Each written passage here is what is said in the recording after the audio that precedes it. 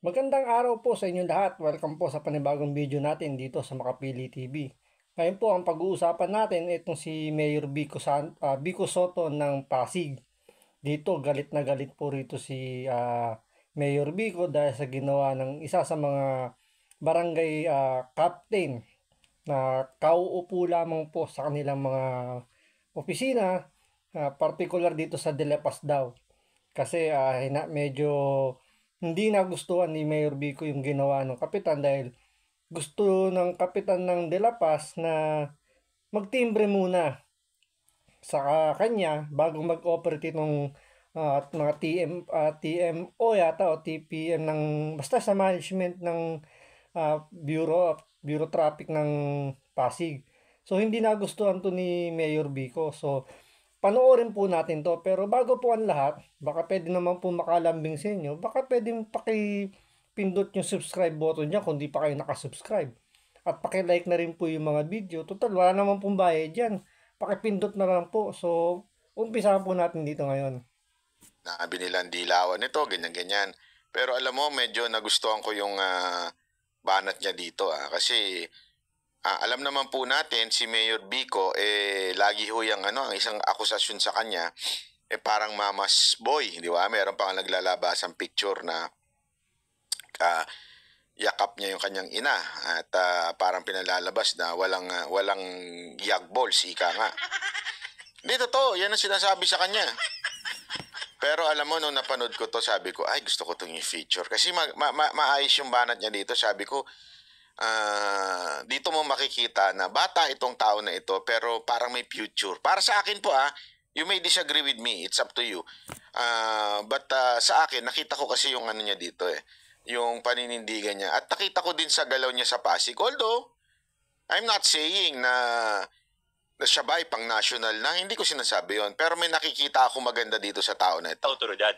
Galangin niya yung mga tao natin sa TPMO, galangin niya ang local government of Pasig. Nag-init ang ulo at naggalit si Mayor Vico Soto matapos makarating sa kanya ang report ng ginawa ng bagong halal na kapitan ng Barangay de la Paz. Sinabi umano ni Chairman-elect Acaw Romualdez na kailangan muna siyang timbrehan ng TPMO o ng Traffic and Parking Management Office sa operasyon na gagawin sa kanilang barangay at sinugod pa umano nito ang mga enforcer. Diin ni Mayor, hindi uubra ang walang respeto sa mga kawani ng gobyerno at sa lokal na pamahalaan. Ni Kapitan, nandito tayo sa Barangay de la Paz. Unang araw pa lang na nag-assume office si Kapitan Acaw, ganyan na kaagad yung ginagawa. Biro mo nagsabi sa TPMO natin, sinabihan yung TPMO natin na pag mag-ooperate daw ang TPMO sa Barangay de la Paz, kailangan daw tumimbre muna sa kanya, kailangan daw mag-abiso sa kanya. Ang kapal naman ng mukha niyan, first day pa lang. First day pa lang, ganyan na. Kasi ito ang nangyari, merong isang kapitan na yabang-yabangan dito sa Pasig. Sabi nitong kapitan, pag mag-ooperate kayo sa aking barangay, kailangan mag-aabiso kayo sa akin. Bakit? Ang kapal naman pala ng mukha ng barangay captain na yan Sino siya? Mayor ba siya? At kailangan timbrehan ng TPMO ng Pasig? Under to ng munisipyo, hindi naman to under ng barangay. Aba, hindi ata tama yung inasal ng barangay captain na yan. Di ba? Hindi, lantarang lantarang pambabastos siyang kay Mayor Vico. Ano yun? Yung TPMO nga, hindi nag-aabiso kay Mayor Vico kasi mag-ooperate. Tapos siya gusto, pag barangay niya, itimbrehan muna siya. Bakit? Meron bang nangyayaring magandang bigayan dyan sa mga nakaparking dyan sa Pasig? Kapitan, may kita ka ho ba dyan? Diretsuhan na ho tayo, Kap. Kasi alam naman ho natin yung ibang mga kapitan, di ba, napapanood natin yan doon sa kay Gadget Addict minsan o kahit doon sa mga nung nagki-clearing pa ho si Nibrihan noon, di ba? Ang dami natin nakikita ang ganyan Yung si kapitan ng meron siyang mga pasingilan sa mga magpaparada ng mga sasakyan o kaya gagamit ng karsada, nag-i-extend ng mga bahay. Sa barangay lang, solve ka na. Kasi protektado ka ni barangay captain. Ikaw ba, barangay captain? O, kaya mo gustong paabisuhan muna sa'yo bago mo mag-operate itong City Hall. Meron ka ubang kita? Ako'y nagtatanong lang, ha? Yan ang dapat sagutin tong kapitan na to, yung tinatanong ni Banat Bay. Kung meron ka daw bang kita dyan, kapitan. At bakit kailangan tumimbre muna sa'yo yung mga mag-ooperation dyan sa barangay mo? Bakit? Ano ba yung tinatago ng barangay nyo? Siguro, itong barangay captain na to, ano to eh? Siguro lang. Second term niya to siguro or galing na siya sa nakaraan. Siya yung dating barangay captain, so nanalo lang siya uli ngayon. Kaya siguro parang atat na atat siyang bumawi ngayon. Siguro dahil gumastos siya nitong nakaraang barangay election. Kailangan niya sigurong bumawi ngayon. Kaya kailangan pa nag-operate, tumimbre muna sa kanya. Ba't kailangan mag-abiso sa'yo? Sino ka? Hindi, totoo. Sino ka ba? Bakit kailangan umabiso muna sa'yo? Ha? Mag-mayor ka muna. Tandaan mo, nasa ilalim ka ng local government ng Pasig. Huwag kang ganyan. Hindi porket ikaw ay opposition kay Vico Soto. Hindi kasi tama naman si Vico Soto dito eh. Doon lang sa tama. Ayusin nyo lang. Ang ganda nga na sinabi niya dito eh. Oh. Ano pa kaya pag tumagal-tagal to? Napakabastos. Binabastos yung mga tao natin. Ako, mga tao natin, basta tama ang huli, sagot ko sila. Yun. Ganda nun. Yan ang mga kailangang leader natin, di ba? Hindi ako, hindi ko kilala ito si Vico Soto, binanata ko pa nga ito nun eh. Pero tama yung sinabi niya eh. Di ba? Tama talaga yung sinabi niya. Basta tama ang gawin nyo, akong bahala sa inyo. Sagot ko kayo. Banggayan nyo yung si barangay. Babantayan natin ito. Ha? iNews Pasig, sana may update ka ho dito. Pasensya na, ginamit ko video. Dapat talaga bantayan yan. Hindi dapat palampasin niya ni Mayor Vico Soto yung kabastusan ng barangay captain na yun. Piruin mo, yung mayor hindi nag-require na tumimbre sa kanya mga taga TPMO niya. Tapos ang barangay captain gusto tumimbre muna sa kanya bago mag-operate. Lantarang pambabastos talaga yan. Para mag-react. Hindi, sana ho. Sabi ni Garcia, narinig natin yan kay PRRD. Tama, nung panahon na siya ang presidente. Sabi niya sa mga kapulisan, basta tama ang ginawa ninyo, sagot ko kayo. Ito rin ang sinabi ngayon ni Vico Soto. Basta tama ang ginawa ninyo dito, tama yung pagpapaalis ng mga nagpaparaparada, o tama yung pagka-clearing operation, basta tama ang ginawa ninyo, sagot ko kayo. At ikaw naman, Mayor Vico Soto, sagot kita. Hindi, walang biro. Pati ako rin, sasagutin ko na rin si Mayor Vico. Mayor Vico, baka pwede naman. Pabanggit na rin kay Bossing. Basta makita ko yung video nyo dyan sa iNews Pasig, sagot kita. Banata natin yung animal ninyong barangay, Hindi kasi hindi ho dapat ganyan, di ba? Kasi, tanungin ko kayo, pagka nakita natin isang lungsod, may traffic, sino ba sisisihin natin? Yung barangay captain? Di ba, una sisisihin natin yung mayor, walang kwenta yung mayor dito. Walang yung mga traffic enforcer dito, puro pera-pera lang. Diba? Tama naman punto rito ni Banat Bay eh. Di ba, pag nagka-traffic, yung barangay captain ba ang sinisisi ng mga motorista? Hindi. Tinatanong, sino ba mayor dito? Parang wala namang ginagawa. Di ba? Tama yung punto rito ni Banat Bay eh. So talagang, dapat kalusin yung barangay captain na yan. Ganyan eh, sino ba sisisihin? O di ba, mayor? Bakit hindi mayor ang paggalawin natin? Yun lang, kasimple yun. Wag na tayo dumaan sa batas. Lalo siyang yari sa batas. Under talaga ng mayor yan.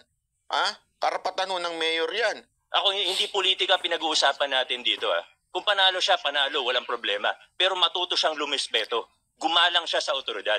Galangin niya yung mga tao natin sa TPMO. Galangin niya ang local government of Pasig. Wala na nga, pinayagan na nga. Sinabi, sige, gusto mo talaga mag-assume office na ngayon. Pinayagan naman siya, hindi naman siya harangan eh. Nakiusap kami, baka pwede, sabay-sabay na lahat. Sa 20, sabay-sabay na. Di ba yun ang pakiusap sa lahat? Lahat, 29 barangays, pumayag. Okay, sige. Siya lang talaga ayaw. May sarili palang mundo yung barangay captain na yan. Di ba? Tsaka atat na atat umupo sa pwesto. Bakit? Siguro para makakolekta na siguro ng mga suporta, suporta. Baka kailangan niya na mangolekta ng suporta gawa ng, siyempre, sa nagdaang eleksyon ng barangay, gumastos siya nagpalabas siya ng suporta sa mga nasasakupan niya. Kaya ngayon, kailangan niya bawiin yung suporta na naibahagi niya sa mga mamamayan niya sa barangay niya. Kaya siguro nagmamadaling mag-assume office kagad. O baka naman marami lang siya mga unfinished business. Kaya kailangan niya sigurong maunang maupo kagad dahil kailangan niya asikasuhin.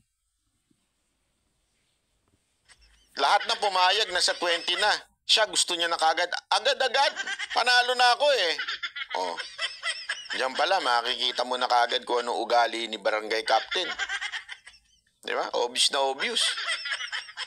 Parang, ika nga eh, talagang, ganun sa kapangyarihan. O di okay lang, karapatan niya yun. Nasa loob siya ng batas. Pero, pagdating sa paggalang sa mga enforcers natin, sa mga otoridad, uniform personnel natin, na kinikilala ng batas na may otoridad na manghuli at mag-enforce ng batas trapiko, sumunod tayo. Sumunod tayo. Walang kapitan-kapitan. Tanungin niyo kahit sinong enforcers natin. Ilan ang enforcers natin? Ilan 100? 600? More than 600 traffic enforcers sa buong ng Pasig. Magtanong po kayo kung tumawag kahit isang beses ang mayor para makiusap na wag hulihin si ganto, pakawalan si ganto, kahit isang beses. Tanongin nyo, isa-isahin nyo yung 600 plus enforcers natin. Kahit isang beses, wala akong tinawagan para pagbigyan ng isang tao. Oo. Malupit yun, ha?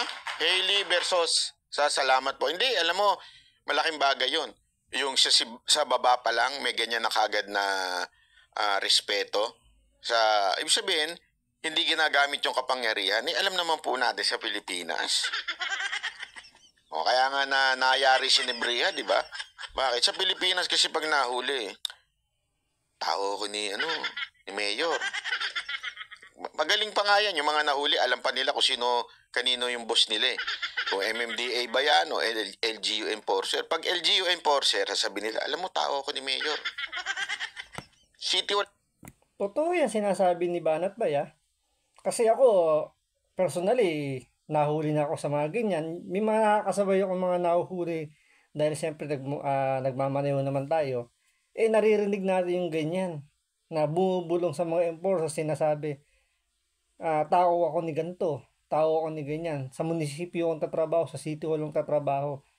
So siyempre, yung enforcer, siguro dahil sa takot o respeto na lang dun sa mas nakakataas sa kanila, pinagbibigyan. So, maganda yung ginagawa rito ni Vico Soto. Nasa baba pa lang yung posisyon niya, ganyan na kagad yung attitude niya. So, sana makita natin to sa susunod na in the near future. Sana makita natin siya nasa national na. Wala ko nagtatrabaho. Tropa tayo, tropa. O sinabi nito, ni isa, hindi ako tumawag. O, di ba?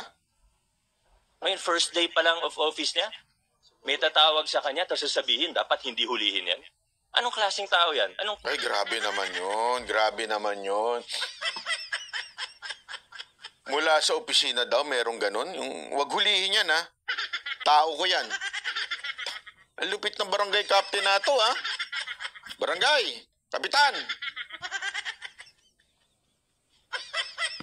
Tinalo pa, Mayor. Malamang to, may plano to siguro tumakbong maging mayor. Kasi yung galawan niya, yung mga galawan pang mayor na eh. Yung mga mas matataas ang posisyon, hindi na pang barangay eh. Di ba na parang gusto sa kanya, nakaload sa kanya yung mga, yung mga tao niya eh. So, kayong mga nagbumoto sa kanya, mag-isip-isip kayo. Mukhang nasayang yata yung boto nyo. Kaano-ano niyo yung kap na kalbo? Bakit ang yabang ninyo? Kap!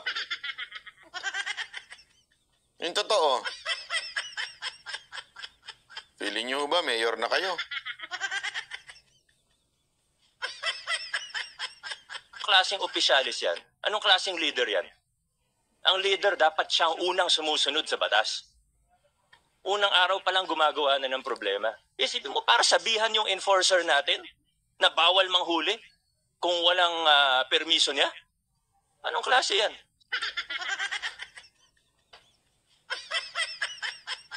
Ibang level to si Kapitan, ano? Ibang level si Kapitan. Bawal ulihin. Ha? Durog na durog dito si Kapitan kay Mayor Vico, ah. Iyang-hiya to sa sarili niya dahil mapapahiya to sa buong barangay niya. Na ganyan pala yung ibinoto nilang kapitan.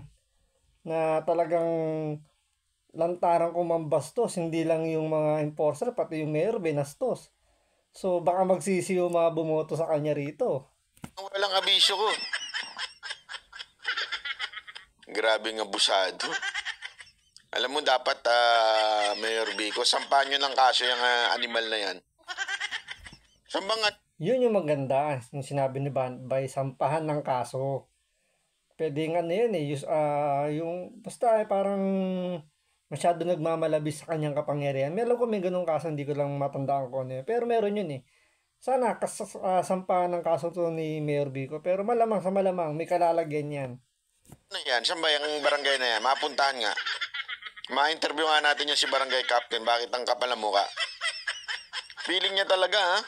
Feeling niya talaga na ano, yun ang sinasabi ni Mayor Vico dito, ha? Hindi ho tayo nagsabi. Si Mayor Vico nagsabi.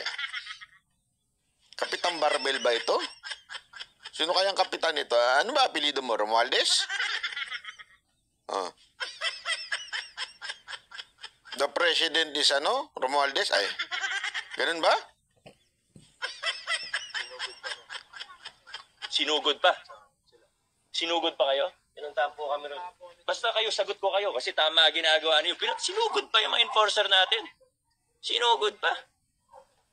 Ako marami akong naririnig, marami akong nababalitaan. Kahit campaign period, wala kayong narinig galing sa akin. Wala kayong narinig. Hindi ko siya siniraan. Wala akong sinabi. Dun sa mga nababalitaan ko, dun sa naririnig ko, mga abuse of authority. Mga botante galing sa Rizal. Wala. Kasi wala naman akong ebidensya. Pero ito, sinugod niya mga tao natin na tama ang ginagawa. Ay, hindi ako papayag ng ganyan. Nako. Unang araw pa lang niya, gumagawa na siya ng problema. Nako. Nakakahiya naman sa mga taga-barangay de La Paz. Tayo ginagawa lang natin kung anong tingin natin ng tama na sa loob tayo ng batas. Nako. Huwag ganyan. Biruin nyo, si Mayor Vico pa nahihiya sa mga taga-barangay ng nasasakupan tong kapitan na to. Pero yung kapitan, asan ka? Kapitan?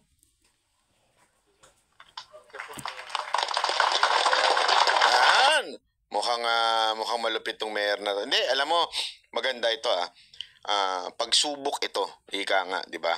Hindi, pagsubok ko ito. At totoo lang, maganda ho itong nangyayari na ito. Pagsubok ko sa pagiging leader ho ni Vico Soto.